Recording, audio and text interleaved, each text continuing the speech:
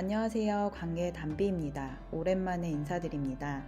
오늘은 6째 출산 때 일어난 하나님의 은혜를 나누고자 하는데요. 아기를 낳고 산후조리원에서 생생한 감동을 잊지 않기 위해 적어놓은 저의 일기를 읽어드리도록 하겠습니다. 이 영상을 시청하시는 모든 분들의 심령 속에 잃어버린 생명의 가치가 심겨지기를 간절히 기도합니다. 2025년 7월 31일 새벽 2시 눈을 떴다. 잠이 오지 않아 유튜브를 보며 분만할 때 해야 할 라마즈 호흡법을 보며 연습을 했다. 새벽 4시 이슬이 비쳤다. 때가 되었음을 직감하고 차분히 짐을 다시 한번 점검하고 누워 있었다. 진통이 7, 8분 간격으로 올 때쯤 남편이 일어났다. 자고 있는 아이들을 위해 기도하고 함께 병원으로 이동했다. 가는 내내 진통 간격이 급격히 짧아진다. 1, 2분에 한 번씩 진통이 왔다. 5시 22분 병원에 도착해서 내진을 하였더니 자궁문이 3, 4cm 열렸다고 한다. 그때부터 옆으로 누워서 자궁문이 다 열릴 때까지 진통을 견디기 시작했다. 간호사쌤이 무통주사를 안 맞는다고 했더니 어떻게 무통주사를 안 맞을 수가 있냐며 거듭 다시 확인하신다. 괜찮다고 안 맞는다고 했다. 1분에 한 번씩 진통이 온다. 온몸이 떨릴 만큼 진통이 거세지기 시작했다. 그래도 아직까지는 라마즈 호흡을 할 이성은 있는 정도의 진통이다. 누구든지 주의 이름을 부르는 자는 구원을 얻으리라. 주 여호와를 앙망하는 자는 새 힘을 얻으리로다.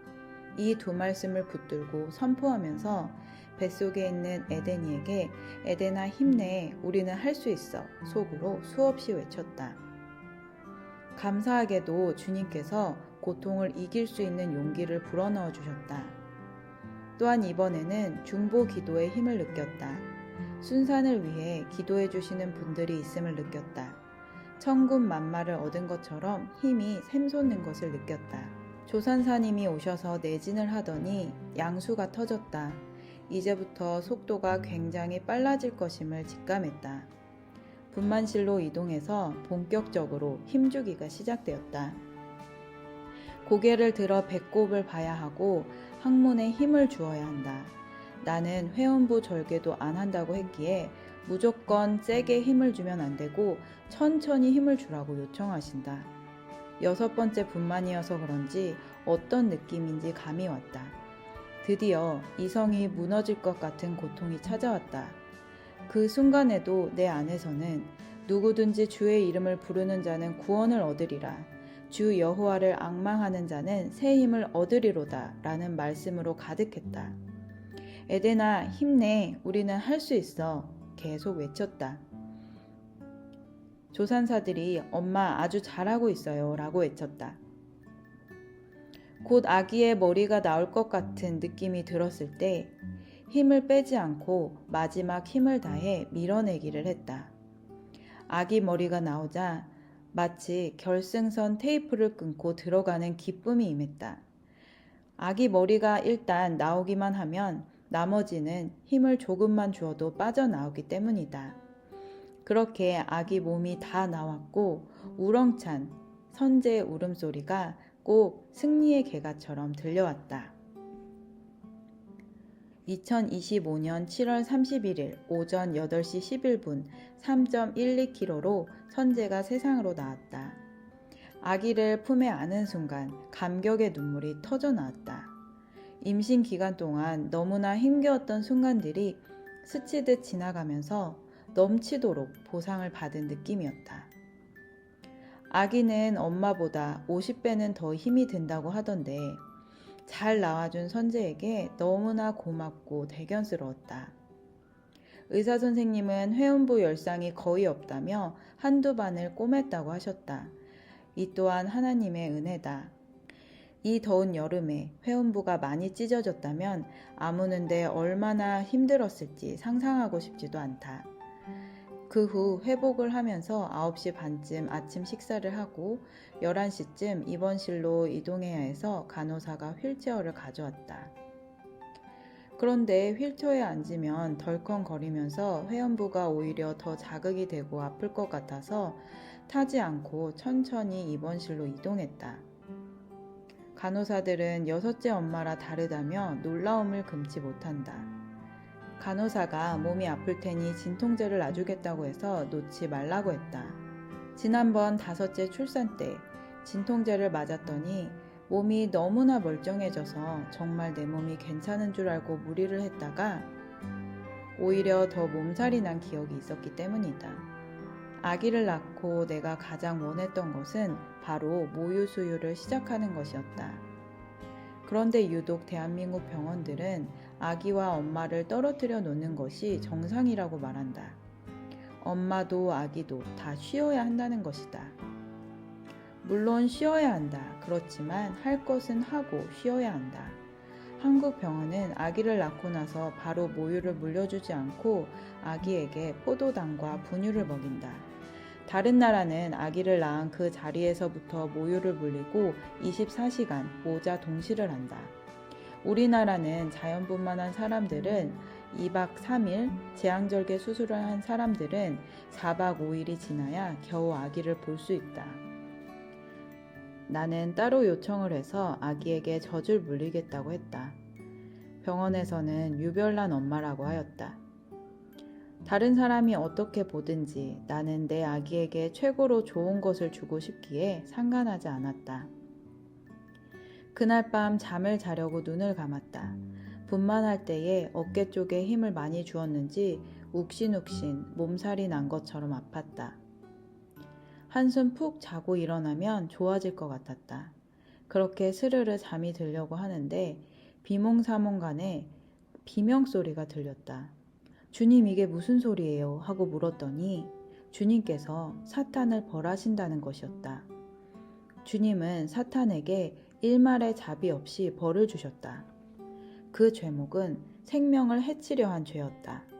선제를 뱃속에 품고 있는 10달 동안 사탄이 나를 공격했던 수많은 일들에 대해서 벌을 받고 있다는 것이었다.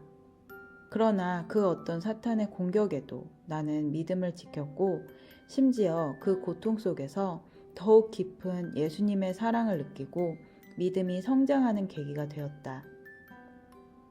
창세기 3장 15절 내가 너로 여자와 원수가 되게 하고 너의 후손도 여자의 후손과 원수가 되게 하리니 여자의 후손은 내 머리를 상하게 할 것이요 너는 그의 발꿈치를 상하게 할 것이니라 하시고 사탄은 나의 몸을 상하게 하였지만 예수 그리스도를 끝까지 의지하자 예수님께서 친히 사탄의 머리를 깨뜨리신 것이다.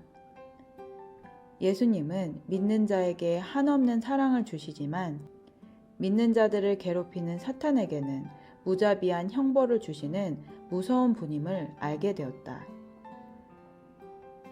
너무도 끔찍한 사탄의 비명소리가 끝나자 주님의 다정하고 눈물겹도록 진한 사랑의 음성이 들렸다. 수진아, 끝까지 나를 믿어주어서 고맙다. 그리고 선제를 믿어주어서 고맙다. 그리고 너 자신을 믿어주어서 고맙다. 주님의 음성에서 나를 100% 가장 잘 아시고 나를 완전히 이해하시고 공감하시는 완전한 주님의 사랑이 느껴졌다. 눈물이 주르르 흘러내렸다. 주님, 감사합니다. 제가 무엇이기에 주님께 이런 은혜를 입었습니까? 너무나 감사한 마음뿐이었다. 그렇게 자고 일어나니 컨디션이 점점 좋아졌다. 아무래도 아기 젖을 주기 위해 신생아실까지 왔다 갔다 하는 것보다는 빨리 퇴원을 해서 아기와 조료원에서 함께 지내는 것이 나을 것 같았다. 간호사에게 1박 2일만 하고 퇴원을 하고 싶다고 이야기했다.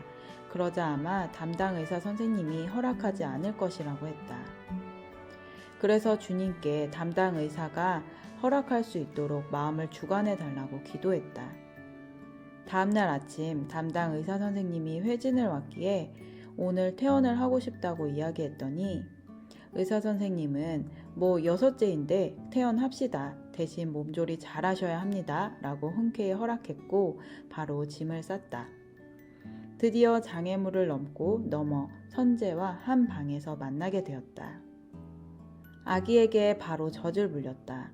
선제가 엄마의 마음을 알았는지 너무나 잘 해주었다. 그렇게 아기의 건강에 가장 중요한 초유를 마음껏 먹여줄 수 있었다. 주님을 의지하는 삶, 주님의 말씀에 순종하는 삶이 이 세상에서 가장 행복한 삶이다. 신명기 10장 12절에서 13절 말씀.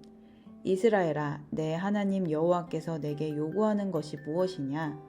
곧 내 하나님 여호와를 경외하여 그 모든 도를 행하고 그를 사랑하며 마음을 다하고 성품을 다하여 내 하나님 여호와를 섬기고 내가 오늘날 내 행복을 위하여 내게 명하는 여호와의 명령과 규례를 지킬 것이 아니냐. 아멘.